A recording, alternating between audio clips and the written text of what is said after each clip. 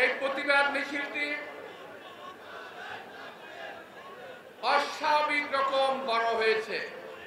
আমাদের অন্যান্য অনেক সবার চাইতে অনেক বেশি বড় হয়েছে। এই মিছিলে শুধুমাত্র বিএনপির কর্মীরা নয়, এই মিছিলে ধর্মপ্রাণ মুসলিম ভাইরা আজকে অংশগ্রহণ করেছে।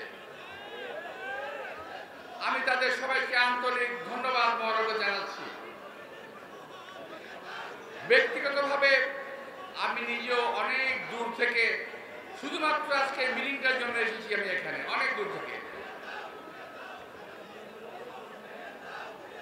এই মিটিংয়ে, এই প্রতিবাদ সভায় আমার আসার একটাই মাত্র উদ্দেশ্য, সশরীরে আজকে ফিলিস্তিনি ভাইদের জন্য কিছু করতে পারছি না, অসহায় কান্নায় ভেঙে পড়তে হয়, যদি কিছু একটা তা আমরা করি, এই আশায় আমি এখানে এসেছি। প্রিয় ভাইরা, ফিলিস্তিনে যে অত্যাচার হচ্ছে, যে নারকীয় ঘটনা ঘটছে, তা দেখে আমার মনে হচ্ছে যে এটা আজকে আমরা ভাবতে পারি যে এটা ফিলিস্তিনি মুসলমানদের প্রতি অত্যাচার করা হচ্ছে। আজকে ফিলিস্তিনিকে নিধন করার চক্রান্ত হচ্ছে কিংবা করছে, এটা আমরা ভাবতে পারি এক কথায়। আসলে বিষয়টা কিন্তু তা নয়। ওরা ধীরে ধীরে সারা বিশ্বের মুসলমানকে একসময় নিঃশেষ করে দেওয়ার চেষ্টা করবে।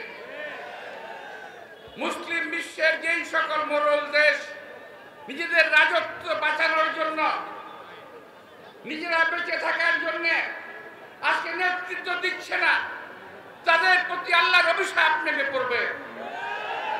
যারা নেতৃত্ব দিলে এই মুসলিম বিশ্বকে যদি আজকে ঐক্যবদ্ধ করতাম, যদি মুসলিম বিশ্ব আজকে শুধুমাত্র বাক চাতুর্যের মাধ্যমে ঐক্যবদ্ধ না হতো, যদি মুসলিম বিশ্ব কার্যকরভাবে আজকে ঐক্যবদ্ধ হতো, তাহলে আজকে এই ইহুদিরা, এই ইসরায়েলিরা এই অত্যাচার করতে পারত না। সারা বিশ্বের মুসলিমরা আজকে আমরা খণ্ড বিখণ্ড হয়ে গেছি। আমরা মুখের কথা তুবড়ি বাজিয়ে, তুবড়ি ফুটিয়ে আমরা বলার চেষ্টা করছি, ফিলিস্তিনকে বাঁচাও, ফিলিস্তিনকে বাঁচাও। প্রিয় ভাইরা, এক ছাত্র ভাই, যিনি ছাত্রতা আমি না বলে পারছি না, সত্যি কথা বলতে হবে, প্রশংসার দাবিদার, ও বলেছে যদি বর্ডার থাকতো আমরা ভেঙে ঢুকে পড়তাম। সত্যিকার অর্থে সাহসী বক্তব্য রেখেছে, আমি বলবো, বাস্তব ভিত্তিক একটা বক্তব্য রেখেছে, আমি বলবো, আমি তাকে ধন্যবাদ জানাই। আমিও সুরের সুর রেখে বলতে চাই, যদি আজকে সুযোগ হতো, আমরা মুক্তিযুদ্ধ করেছি, আল্লাহর রহমতে বিশ্বের যে কোনো দেশে গিয়ে বাংলার এই দামাল ছেলেরা যুদ্ধ করে দেশকে বাঁচানোর জন্য, ফিলিস্তিন বাঁচানোর জন্য একটা চেষ্টা করতে পারত। আমি সেদিন পত্রিকায় দেখেছি যে বাংলাদেশে বেশ কয়েকজন যুবক ফিলিস্তিনের যুদ্ধে অংশগ্রহণ করেছে। যুদ্ধ তো নয়, একটা একতরফা ভাবে মুসলমান নির্ধারণ করা হচ্ছে। পত্র পত্রিকায়, সোশ্যাল মিডিয়ায় যেভাবে ছবি এসেছে, ওই ছবির দিকে তাকানো যায় না, ওটা দেখা যায় না, অসহ্য লাগে, অসহনীয় লাগে। প্রিয় ভাইরা, আজকে আমার মনে পড়ছে শহীদ রাষ্ট্রপতি জিয়া রহমানের কথা।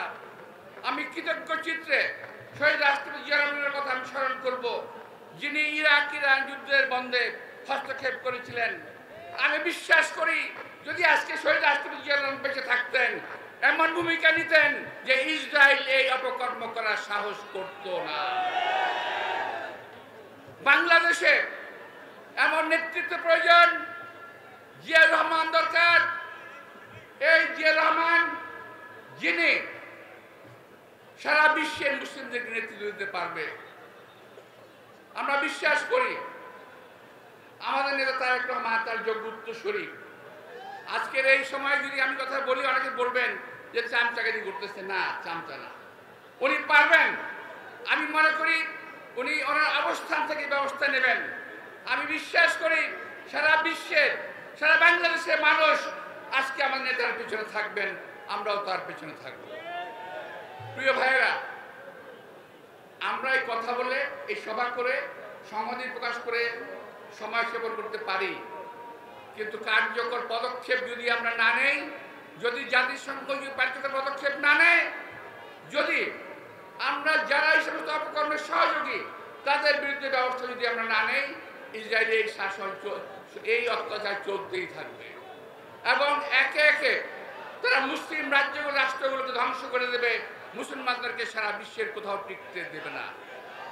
আমরা এটাও খেয়াল করেছি, শুধু ইসরায়েলে নয়, আমাদের প্রতিবেশী দেশেও মুসলমানদের উপর অত্যাচার হচ্ছে। আমরা সেটার প্রতিবাদ করি না, আমার রাষ্ট্র প্রতিবাদ করে না, আমরা প্রতিবাদ করি না। আমরা এটার প্রতিবাদ করতে চাই সারা বিশ্বের মুসলমানদের, যেখানে মুসলমানদের অত্যাচার হবে ইনশাল্লাহ আমরা তার বিরুদ্ধে প্রতিবাদ করব, ইনশাল্লাহ প্রতিরোধ করার চেষ্টা করব।